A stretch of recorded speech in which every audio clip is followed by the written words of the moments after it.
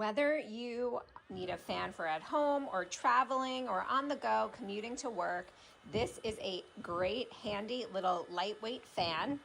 The brand sent us this. And when you open the box for this high-speed handheld fan, you'll see you get the fan. It's very light and compact, and a charge cord. And here's the vent in the back.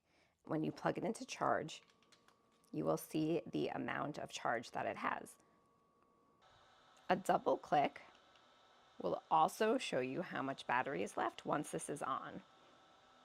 And then a long click to shut it or turn it on. And this is on one speed.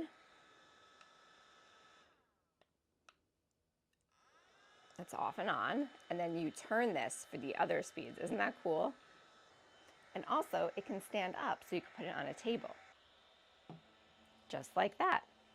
And it is very sturdy. So that's great if you need to dry your nails too, if you're doing your nails. A lot of great uses for this little handheld fan that has multiple levels. Look at that. Wow, really high speed. The higher you put it, the more battery it'll use faster, but it's great to have that option. No other fan I've seen, no other handheld fan I've seen has that. Actually, no other tabletop fan I've seen has that either.